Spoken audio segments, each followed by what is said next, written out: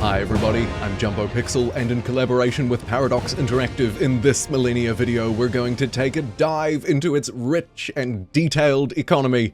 Let's roll. From humble beginnings, we start with our homeland, one region and one city within, where we can construct buildings, units, or projects.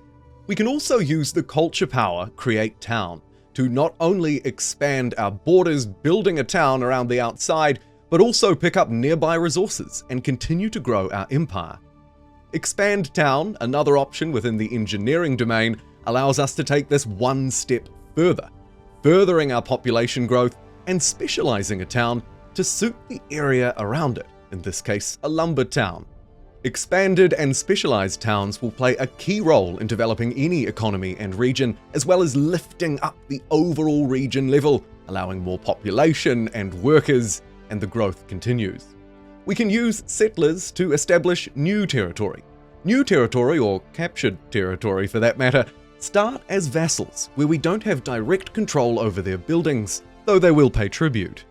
We can integrate a vassal using our government domain experience, or take a different path, perhaps sending an envoy to hasten that integration, though our envoys will be very busy, perhaps vassalizing minor nations instead, turning them into our own vassal.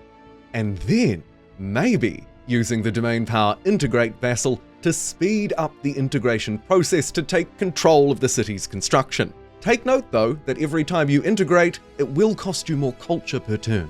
So maybe use your merchants to build prosperity instead, or lean into the national spirits like we discussed in the previous video to build a much stronger empire of vassals, harnessing their tribute income and freeing up your culture. Another way to feed an expanding empire and growing economy could be by using pioneers to create outposts. These outposts not only build road connecting territories, but can also house a series of unique improvements and send resources back to the homeland. Here, this one's specialized as a castle. Regions under our control are by far and away the best way to make use of resources that we're gathering. Take this one, for example, where I'm building some improvements using my improvement points. Improvement points that have ultimately pieced together a nice economy, starting with farms producing wheat, then headed to the mill where it's turned into flour, before finally being baked into bread in the oven. The grayscale goods are the ones that we're actively using, converting into something more valuable, in this case to flour and to bread.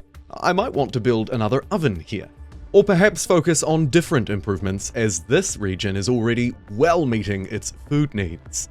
As we advance through the ages and unlock more technologies, we'll be able to improve and upgrade our tile improvements for extra efficiency or yield.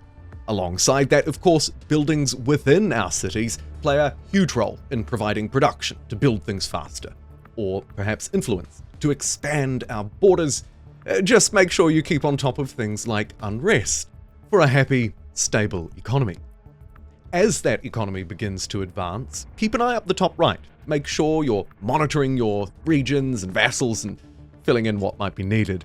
You can also start to upgrade more and more of these tile improvements, meeting the ever-growing needs of a region through a huge suite of improvements, not just with improvement points, but the more advanced ones will require specialists too, that operate in a very similar way.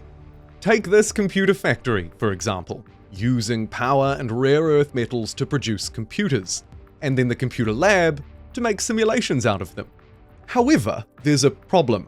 Well, in this city there's lots of problems, but the main one is that we don't have the rare earth metals we need to make the computers in the first place.